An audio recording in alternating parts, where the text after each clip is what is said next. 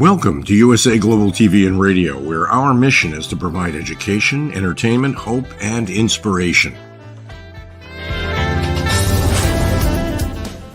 USA Global TV and Radio connects you with experts and audiences all around the world every single day to help you succeed in business and to live a richer life.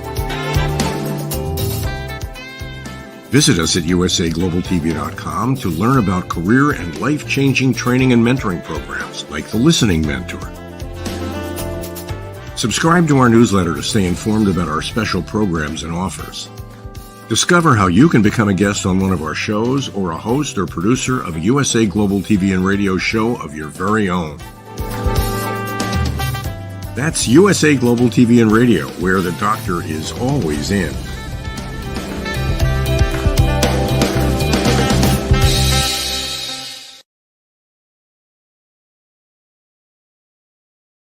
Hello, hello, and welcome home to USA Global TV and Radio. I'm Dr. JACALYN Kerbeck, and our show today has a new title, in case you didn't join us last week for the pilot episode. This is still presenting Pet Psychic Aminah, but Pet Psychic Aminah has expanded in terms of her expertise. She is an expert when it comes to coexistence and sustainability, and that's the new name of our show. So thank you for joining us. We're going to be talking about animals with shells. We're going to be talking about shells in general, and we're going to be talking about shells as homes. Let's welcome Pet Psychic Aminah and congratulate her on the new show name. Yay! Yay! Thank you so much. Thank you so much for this absolutely stunning background. You wouldn't know. It's not one of those conversations we bring up. What's your favorite color? Lime green? It is. It's in it that way my whole life. So when you showed me the background, I was like, oh, it's people don't realize we make steps in our life that we don't understand.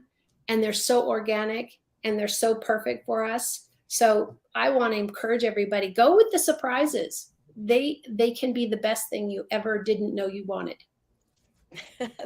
Or you do. I love lime green. I've always, since I was a little bitty kid, lime green, lime green. Where do you use lime green? Not many places. And you found a beautiful mix. Thank you. With a live tree, the whole thing, it's beautiful. And you know, the building, from what I read about this particular graphic, it's made out of recycled glass. I remember you said that. I'm so glad you brought it up because we hadn't talked about it since. That's wonderful. That's wonderful. It really is. So we just want to celebrate living together as humanity and all the creatures in the world. And what can we do to keep Mother Earth and Father Universe very happy? So let's talk a little bit about your background. People might say, I don't understand. She's a pet psychic, but now she's an expert in these other areas. We don't have to be just one thing. I know I'm not, and I know you're not. So tell us a little bit about your background and why you're passionate about coexistence and sustainability. It was before it had that lovely title. It's something I've worked on and I didn't know. Sometimes we are passionate about something. We like to paint, we like to drive, we like to do sports, we do something. And maybe in that field, you found a niche to give back to others. I have done that. I have always spoken to, heard the animals, nature. Being a fifth child, kind of out on my own at the bottom of the family line, everybody was busy and were athletes. I was the same, but nobody wants to hang around with their youngest sibling. And I really, really bonded with nature. And it was a joy to be out there, even though I was raised in the desert. My parents traveled extensively with us. So I've seen the United States in its entirety, Alaska included, 5 times minimum, and some states many, many more times. It gives me perspective as a child to open my mind to different cultures, different ways of eating, and that's just in the United States. I have also traveled extensively in Europe and the Middle East. I spent a summer in the Middle East. Not really common vacation places, but I had family and or friends and interest there. Every time I'm going there, I'm getting to know the animals. I'm getting to know the people. I'm getting to know the way life is lived in those cultures and respecting those times. My time in Saudi Arabia was wonderful, very different. My time in Iran, very different from California or from Colorado or New York City. I have been very, very fortunate to meet those animals, meet their people, and what animals are struggling with in those areas. And if you know something that's going on in your state, your country, please let me know, because I'd like to always keep current on the people on the ground who are living. How do we coexist? We must. Let me first start there. We must. Without nature, without everything, even the mosquitoes. We're still trying to figure out, somebody tell me the great things of mosquitoes. But how do we coexist and why we coexist? It's in all of our best interest. Let me really, really pound this home. It is in all of our best interest, yours and mine, the animals, the mosquitoes, the bees, the donkeys, the whatever. The trees give us air, and we are all a cycle together. We can't be just one. We can't live on seawater. We need regular water, but there's so many animals that need the ocean. Remember that. Thank you, Aminah. Appreciate that. When I told you what the topic of the show was for today, how animals build their shells, you mentioned it was going to be a very short discussion. So why don't we get that out of the way, and then we'll talk a little bit more about shells. Right. Everybody needs protection. So we'll expand on this with the protection we all need. Ours is skin. Humans is skin. And it is vital to our survival that our skin behaves and covers us and protects us. The same with all other animals. You'll see birds. Yes, they have skin, but their feathers are absolutely essential to not only flight, but protection. All of their breeding, it's just everything, their feathers. And then you've got fur. You've got a bear. Why does he need fur? Well, he hibernates, or she hibernates, and needs that lovely blanket that comes in with it. And it has so many protections, so many cuddly things for their babies.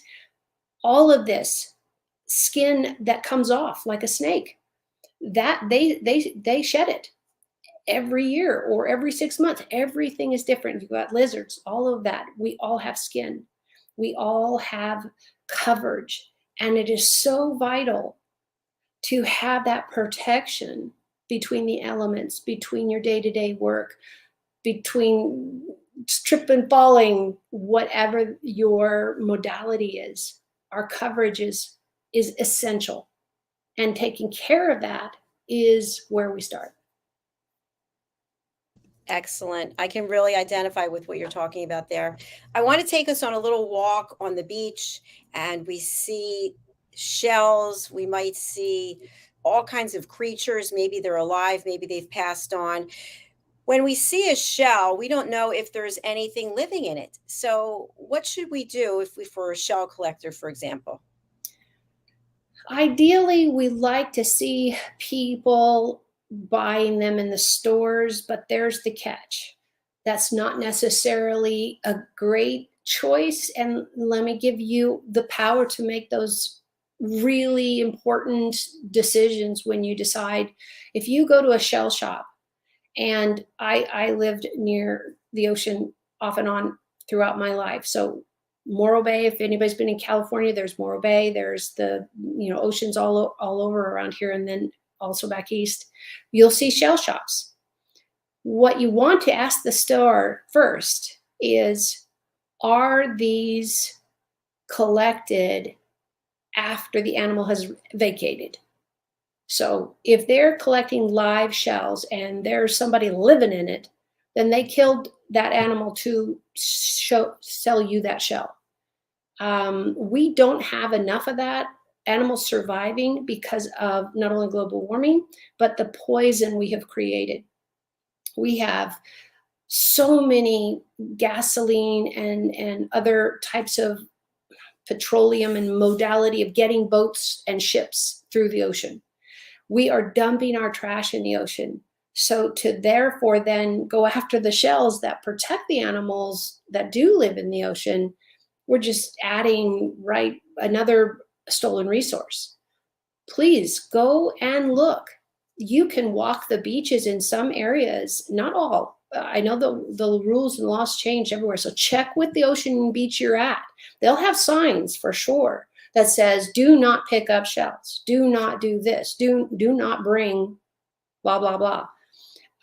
They will have regulations now on the beaches on what you can and cannot bring or do, or what you can't take home.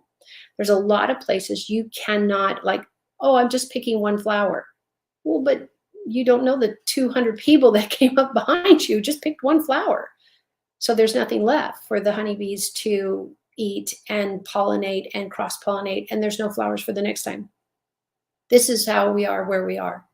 Because the soil dies because it didn't have a plant to feed and help change the soil when the flower died and the plant rejuvenated. It's a circle. We're all a circle. I really need you to hear that. We're all a circle. If we overtake what we need, which humanity is really great at, then we will continue taking away our future. That's the short part. That's really profound. Thank you. Can you share with us which type of animals have shells? Well, all your crustaceans considered shells, like lobster and crab. You're going to look at snails, of course. People eat those. So we're taking their habitat. I always say, get off my flowers. Stop eating them. You're going to get shells. You're going to get any of the centipedes they considered are have shells. Any of that coverage that they look like they're like little armored men running around with their own armor on, because you look at an armadillo, for example, hence the name. They have a great shell, not an insect, but they have a great shell to protect themselves from predators. Sadly, we don't have a shell to protect animals from people. We don't. Whew. You wish we did, right? Absolutely. Start making little iron little shirts for them made with something.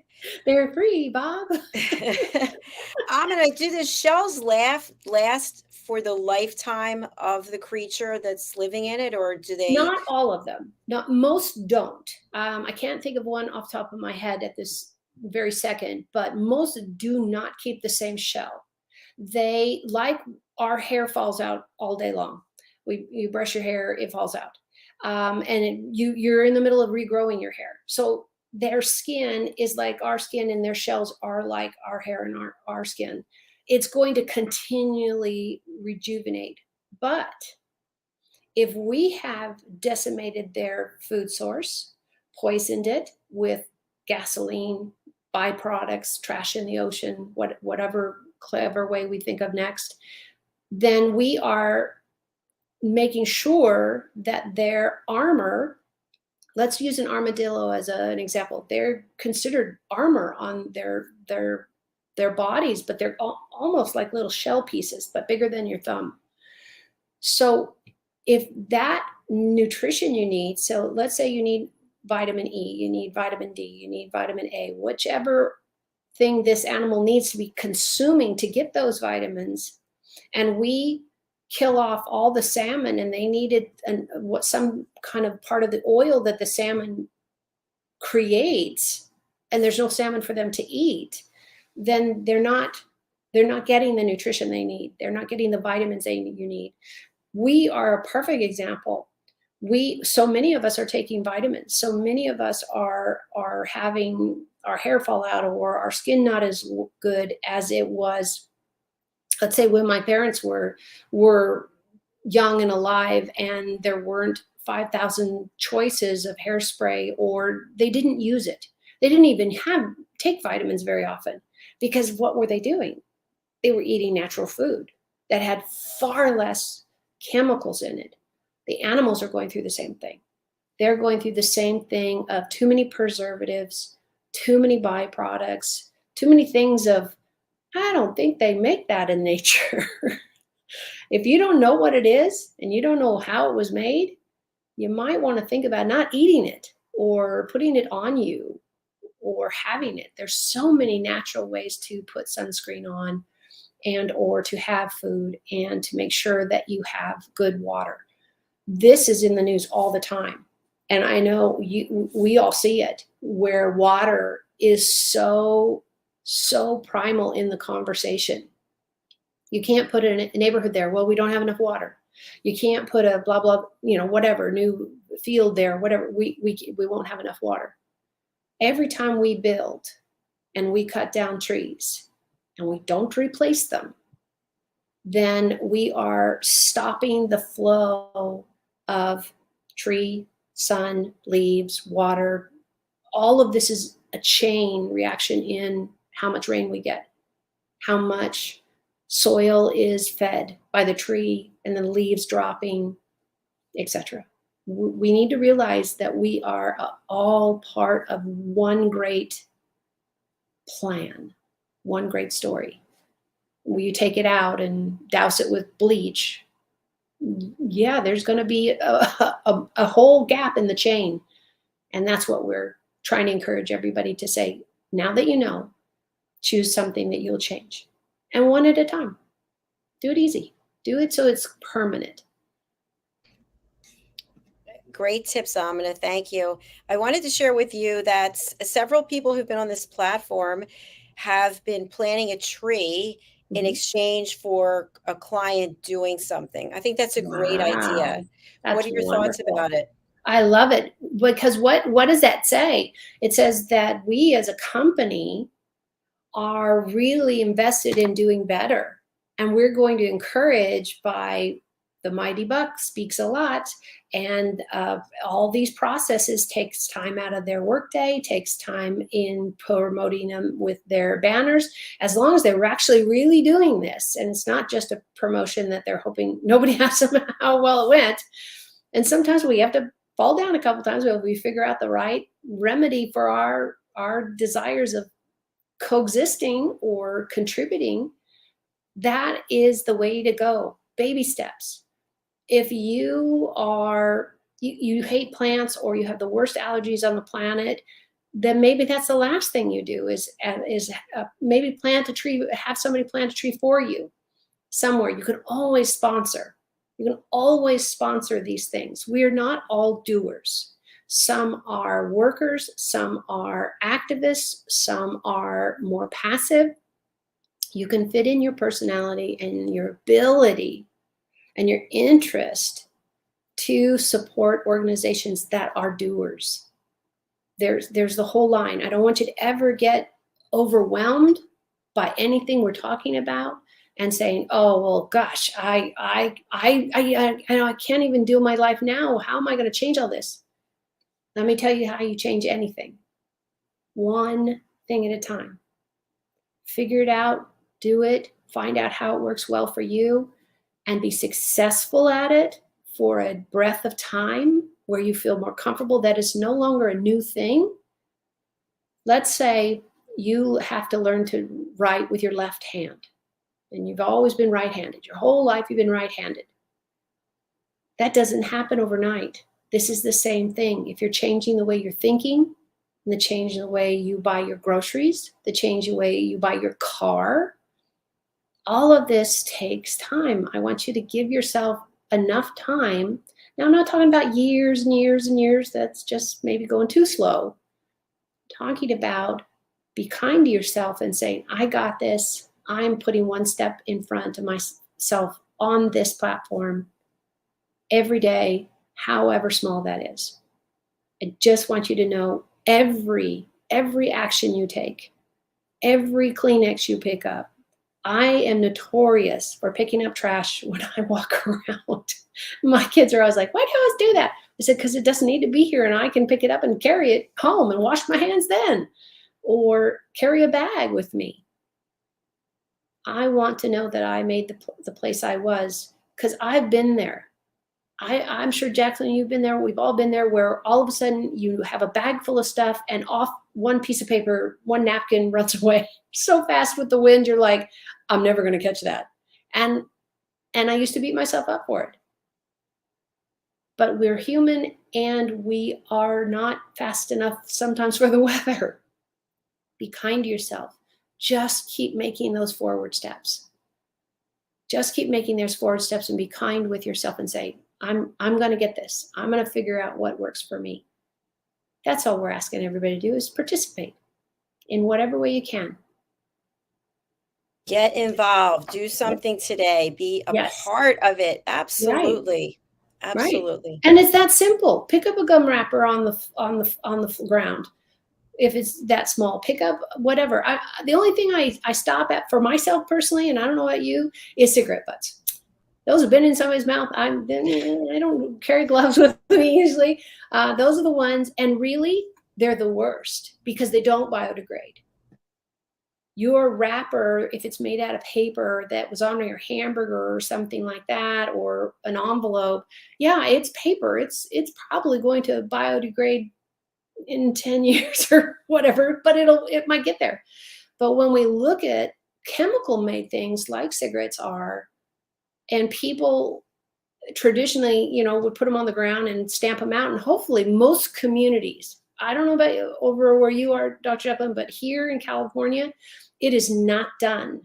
It is so frowned upon. And I believe, I haven't looked down at this in the last couple of years, there's a fine if you put your cigarette out on the ground. We rarely see them here. It happens, but it's not the 70s. It's not like that. I don't know if you saw this in the 70s, but I did as a kid. I was like, what, how is this not trash? And in those days, that was just, oh, that's what we do. We smoke, so we just put it out. And who picks it up? And that's where I want people to start to think. If it's not you, who? It can't be, well, it's not my problem. Guess what? The world is all our problems. And we can make a difference even if somebody else caused it. We can start to make a difference by just saying to your friend, hey, that's not cool. Pick up your cigarette butt. You might lose a friend. Maybe that's better for all of you. I don't know.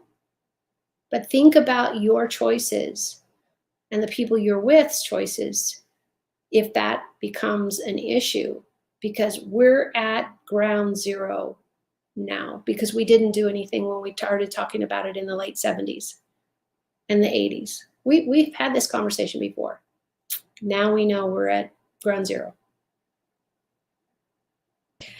There's so many things that you mentioned that just really resonate with me. And what's really coming through is that having excuses of why you can't be part of the solution is passé. That's old news. It was 15, 20 years ago that everybody had an excuse for, oh, I don't have time. Oh, that's gross. I don't know. Pick something. It's not me. I can't tell you how many times I hear it. It's not me. Why do I have to do it? I'm just like, do you live here? You see what's going on? I'm enabling them. Exactly. Yeah, no, we'll deal with them later. Let's just go with, but you could. And I've been stopped many times when I picked up a cigarette butt specifically. And they said, that's gross. And I said, I'm going to wash my hands. The water is right there. And when you're out camping and hiking and you don't have the running water, guess what we do? How do we wash our hands? If I found dirt, trash in a campground, walking around in the forest, I would pick it up. There is no way in God's green earth I'm not going to pick it up. Drives my kids absolutely nuts. But because they say, oh, that's gross. So where am I going to wash my hands? I'm going to take some soil, put it between my hands until I get to a place with soap and water. That is doable. That is semi-preventable. Is it the best? No. But it's better than me walking around and then going, you itch your face or you pick your nose or you cough or something. And then you've got these dirty hands. Well, don't do that. Yeah, camping is a discussion that I can't really relate to, but I know a lot of people really love it. It's good to get to nature.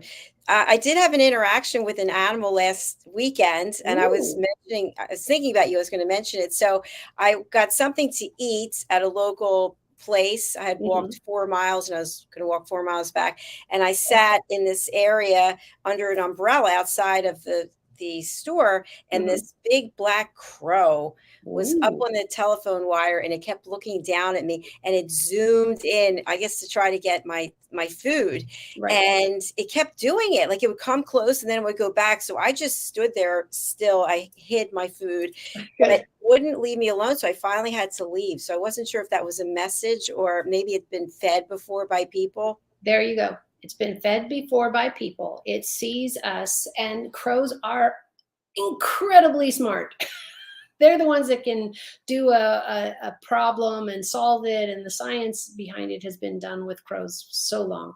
They're very smart. They know what eateries do, and people drop food and they're waiting, and people will feed them. So he's checking you out, see if you're going to be one of those feeders. I call suckers because they're manipulating you. Oh, he's so cute, but maybe oh, he's so hungry. No, no, no, nuts, cheese, worms. If you got those, that's great. They're eating crap. The food that we eat is not necessarily organic or great for a bird. So yes, you did the right thing by ignoring him, and he was doing everything to make sure you knew he was there. And starving to death? No, he wasn't starving to death. And all our food, especially, let's say you had cheese or mayonnaise or dressing on a sandwich, whatever, and you think the bread's fine. I can't tell you how many people I've been sitting with. They said, but it's just bread with dressing, mayonnaise, cheese. Birds are lactose intolerant, dear. I just have to share just the reality of it is like, no, you can kill him by loving him with your food. And you're also, what I really want people to walk away from is also, you are mucking up the chain of nature.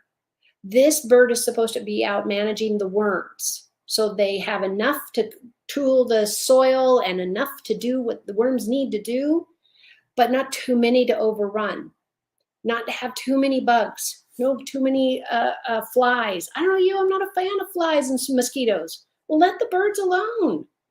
That's what they do, is manage these populations that without them eating them, they run amok. They literally do. So every time you feed a wild animal, you are taking the place of the natural chain of events. And yes, it might be sad to see them see I don't know, a lamb that is, if you ever had a wild one, and a baby, and they ate it. But if they caught it and the parents weren't able to protect it, then there was something wrong with the baby, or they had so many that they couldn't care for them and protect them enough. There is a plan, everybody. There is a plan. Just because we don't know what it is doesn't mean it's wrong or it's slow or it's cruel. People die every day. We mourn them. We're sad. Losing my parents, it was terrible. But I knew it would happen. They were in their 60s and 70s and 80s by then. And your pets will go or come as their lifespan is supposed to be. So I'm not saying put anybody in danger, but think about wildlife as a hands-off experience. Please. I can't express that enough. Not feeding them. Water is great. Why is water different? Because it's essential to live. And so many of our houses have created a whole different landscape that rivers and streams aren't flowing. So a bird bath is not the same as bird seeds, because the seeds would come from flowers and plants. The water is going to come from rain and or your hose. So water is great. I'm all for leaving sources of water, especially if you live in a place that is dry, arid, is going through a lot of drought issues. That's really, really, really great. Just remember, if you do like a bird bath, you need to keep it clean, because it can create mold and all kinds of other things if you're not keeping it clean.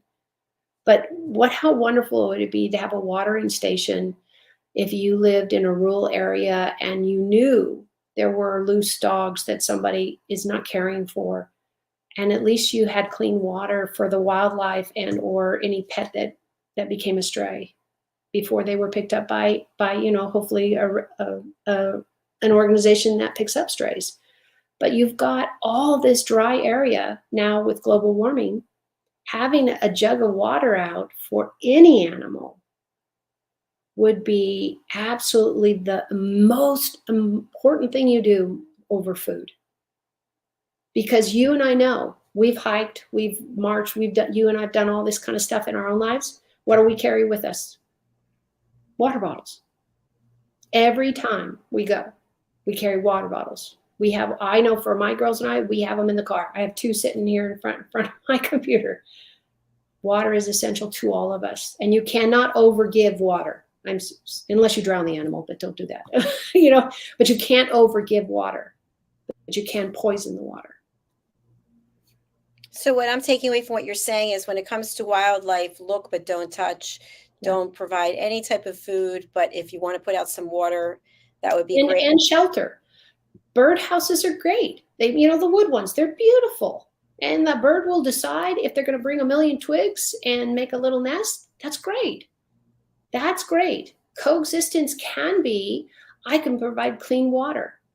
You don't need to be a food source. Water is everywhere. They're not going to just look at you and say, oh, the only guy who has water. Unless we're in the middle of the desert and that you are the only water. That will save lives. But your contact with the animal is remote. They see that there's water at that location more than they see that person is the water, because you're not standing there holding the water. Where food is usually created, an animal's killed and or cereal or bird seed or whatever, then they associate that because of, like say you have a bird feeder and you put the seeds in it. Well, they associate that, this place, that person keeps coming out and they see you fill it up. They see that it's not a plant. They get it, that it's you, not a flower that they're going for. So what I'm asking is put in the flower instead. Put in water instead. And bird baths and fountains are stunning. You can get every size, every color, really decorate your yard up and have something that, again, chemical free. I'm not telling you get the fancy pumply thing and then put bleach in it. No, that's not what we're talking about. Just something that everybody, especially if you live rural, or for example, here, I have talked about, I live on this big giant hill and we have people that come up and dump animals. So even if you haven't seen the stray, a lot of people put bowls of water out on their patio or someplace where the animals would walk by and they can see it. So now domestic animals are different, and that's what I'm talking about. We've had people come up here and dump dogs or cats. So again, water is essential. Water is essential. And I just want to have you clarify something when we talk about shelter, because I know from working with you for over 2 years now, you're not saying to bring wildlife into your home. Nope. First of all, in almost every state that I am aware of, it is illegal. If you find an injured animal, you need to reach out to Fish and Wildlife if you're in the United States, or whatever your animal organization is. There are a boatload of rules, and that is because they don't want people just saying, hey, that's a cute bird, let's take it home and put it in a cage. Most of the time, a wild bird brought in will just die. It's too traumatic, it's very stressful, and they have no control over their existence, much less their food and habitat. So never, ever, ever take anything from the wild that is healthy and capable. If you are rescuing something from the wild, a bird or whatever is in your area, I'm not talking about dogs and cats and domestic pets. Like you find a hamster, that's probably not from your area, but you need to get a hold of your organization like Fish and Wildlife here in the United States and talk to them and say, this is what's happened. This is what I've got. What do you recommend? 99% of the time, they will come and pick up wildlife. They will come and pick them up, determine if they are surviving a bull enough that they would take them to the vet and or get them treatment, all of those executive decisions, but they won't be yours, neither will the bill. So we can love our animals all we want, but I want you to love them by doing the right thing by them. If you find you're overwhelmed with your new adoption, go to a trainer. Find somebody who, like me, can walk you through steps of do this, whatever their behavior or why you maybe picked the wrong pet. But at some point, you also have to have on the table, is it time to rehouse? Is it the right pet for me and my life? Talk to people like us. Talk to trainers, talk to animal people, talk to any coach. And you know this, Dr. Jacalyn, with your amazing business and all the people you've coached, and say, yeah, no, don't do that, because they're either 6 steps too far ahead, or they're not realizing that's going to cost $20,000, not $2,000. They dropped it at zero somewhere in there, and or it's just not viable of a step. I'm going to do the same thing. I'm going to give you steps and say, these are what you should, and this is what you can, and this is what you absolutely should not. And then you make your choices. I know for me, I like giving clients a lot of choices. I don't live in their house. I don't live through their examples, but sometimes rehousing is the answer. Sometimes it's just training the person.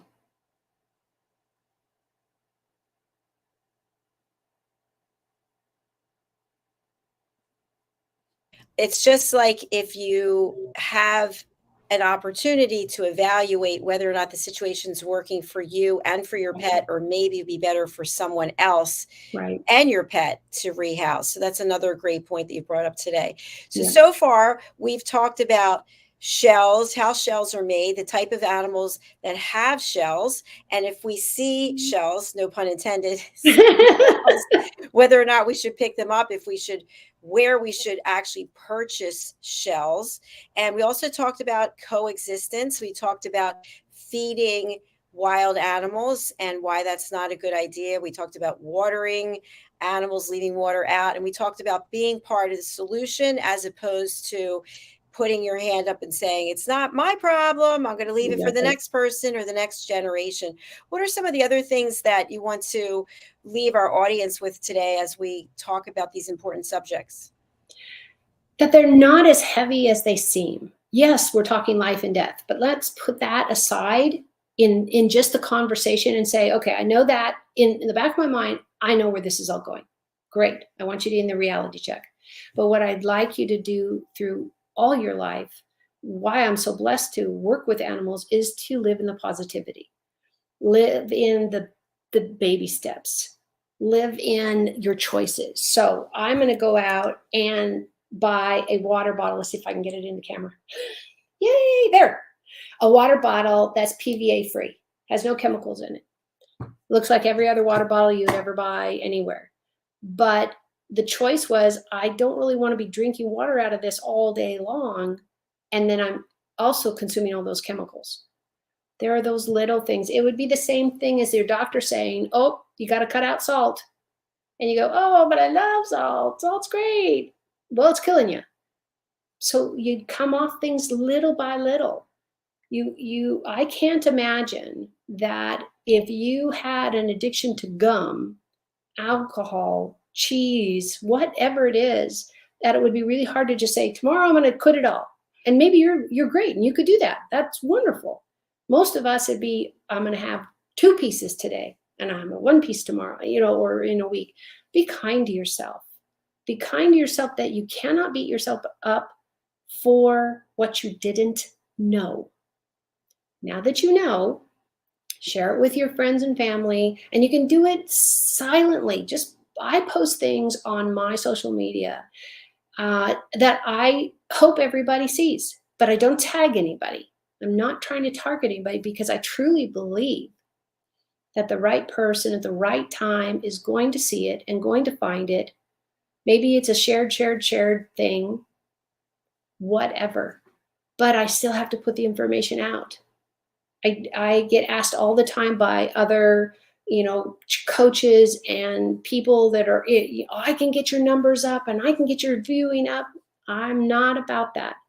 I'm about the right person finding this information, not everybody finding the information. So remember, be kind to yourself. Take your time to make a permanent change, as opposed to Tuesday, I didn't do that. But Wednesday, Thursday, and Friday, I was too tired, so I did. I want you to try something different and give kindness to yourself to get it wrong a couple of times before you go, nope, I got this.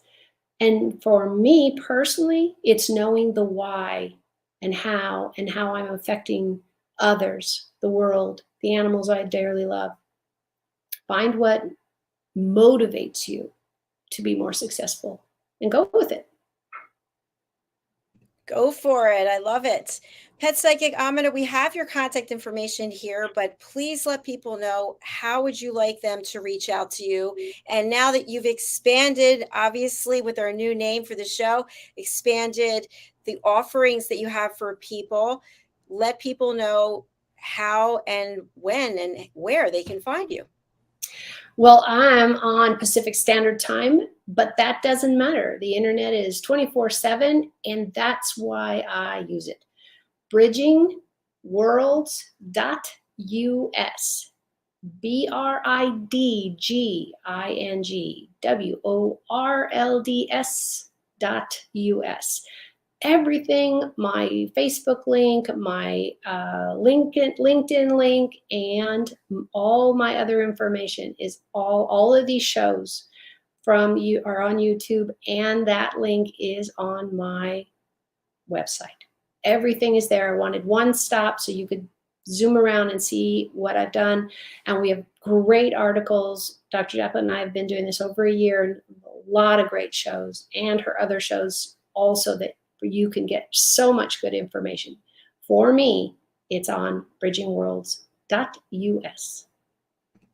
All right, there you have it. Thank you so much, Aminah, and thank you to everyone who's watching or listening on the live or the replay. Hopefully you're noticing our new thumbnails over on our channel. We've got an expert in-house who is working on all of them, and we also have more new shows coming. I think we have 3 new shows that are coming, so we'll be up to 40 shows. Wow. And we just hit over 91,000 views for the last 28 days. So we really do thank each and every one of you for watching, for commenting, for subscribing. Thank you very much. We wish you a beautiful weekend, and we will be back here live streaming on Monday, and Aminah and I will be back on Friday. So do take care. We'll see you soon. Bye, everyone. Bye, Aminah. Bye. Bye.